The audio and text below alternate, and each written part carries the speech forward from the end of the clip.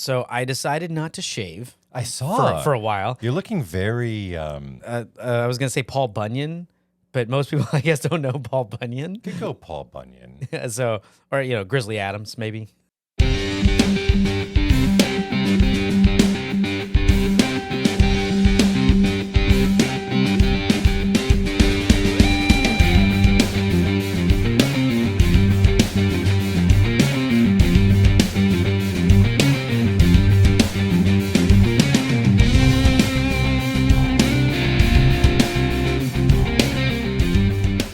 Want to send our hearts out to the great people in the United Kingdom for the passing of Queen Elizabeth II. Our hearts do go out to all the people that are mourning the death of Queen Elizabeth, and I think that it's a pretty remarkable thing for us to live through. So yeah. I'm happy to be part of this moment in history as a spectator. All right, so cheers to the king. Cheers, and here's to the king. All right. So this first segment, we're going to talk about this news story. I came across this on today.com. Oh, perusing today.com. I was perusing today.com. Oh, wow, how very in touch of you. That's wonderful. I know, right? So you are actually a middle-aged American woman, basically. Well, I have to find out what's going on. But earlier this week, this reporter received an email from a person who identified themselves as the Vancouver Island Cleavage Patrol. I'm gonna put that. It's in quotes. Really? It's in quotes. The Vancouver Island Cleavage Patrol. Brian, can I please, may I please be the Neighbors Don't Knock Cleavage Patrol? Can I be that division? Guys, can I? I would love it. Oh, my word. Let me know. Yeah, we'll talk about your first order of business. Well, when I get my tie-dye low-cut shirt, they might come after me. There you go, so exactly. I need to know. You will then now officially be the, Poofs of chest hair. Okay, so this woman was watching the news, and this news anchor had on a white, it wasn't, we're not talking a low-cut shirt to the, belly button here. We're talking, it looks normal to me. I mean, So, this is the shirt that United Airlines would let you stay on the plane wearing. I don't imagine United would be part of their uniform. I feel like they would probably be little... not the flight attendants, not the flight crew. I mean, as a passenger, because United. They kick people off all the time for inappropriate clothing. Yeah. This would be.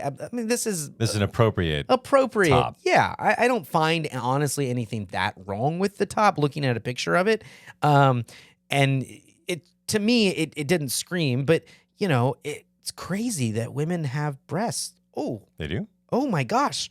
Newsflash. Did you not know that? Those things. Oh my gosh.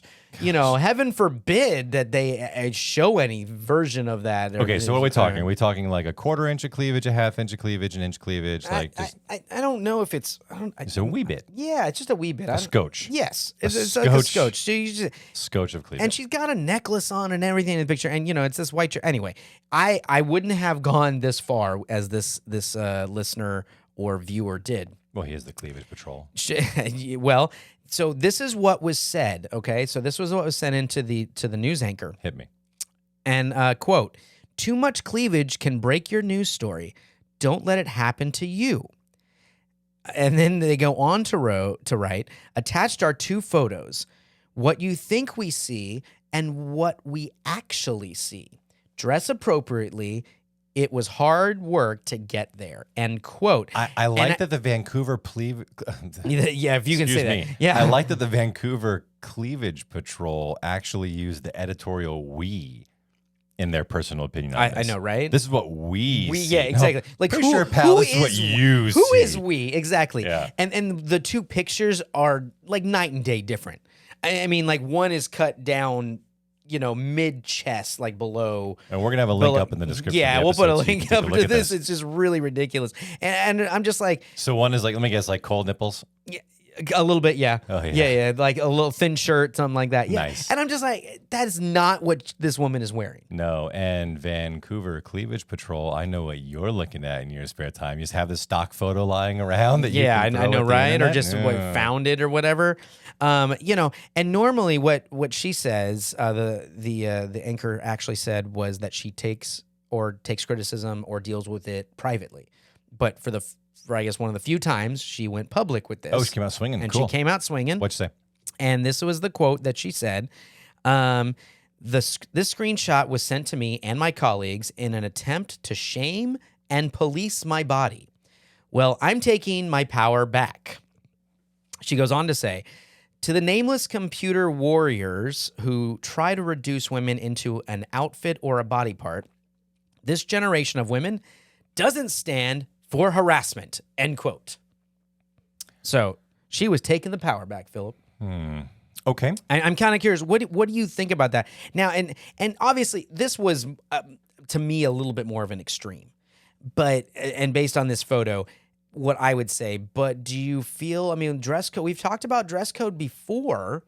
Okay, so having not read this whole thing, my initial response is anybody who feels like they're being body shamed or being put down inappropriately should, of course, not allow that to happen. And if this news anchor thinks that responding publicly is a way to not allow that to happen, then kudos to her. I'll give that respect for sure. Well, that's controlling the narrative. Of course. I mean, that, yeah. and any public figure, that's why you respond, right? Because you don't want people just, because you're going to have trolls or random people right, that so you are get in out front there. of it. That makes sense. Exactly. So you want to at least, if you want to have any version of coming out looking supportive, like you're right, you have to put something out there. Yeah, that makes sense. But what I don't like about the language choice, though, especially for a journalist who their job is language, what I shouldn't say I don't like about it, but what strikes me about her response is she's taking the power back. Why give the power up in the first place?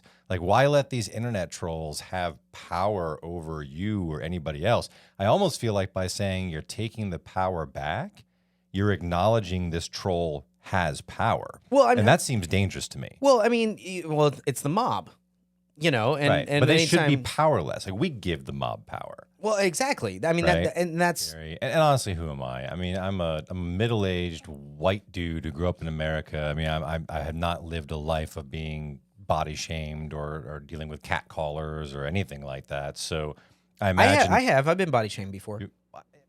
Okay, let's get into our second segment.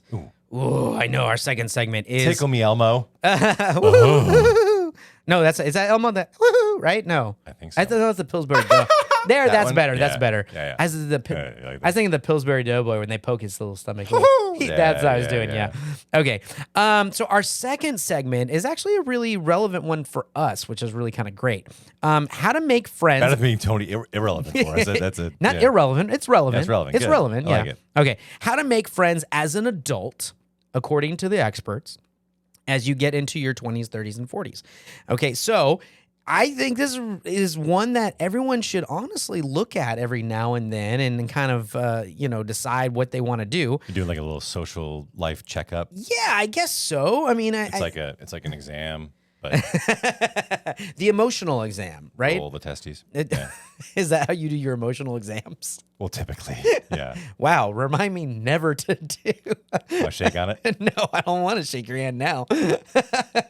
Not after you it just sounded like you did an emotional exam right over there. The visual. I saw that hand disappear under the table. I want to know why. Whoa. Okay, so there are ways, according to experts, that you can do things to help yourself continue to make friends as you get older. Now I can't stop. I know you can't stop. First of all, do you have any tricks of the trade? Because is it? I want to throw that out there. I'm dying. I know, right?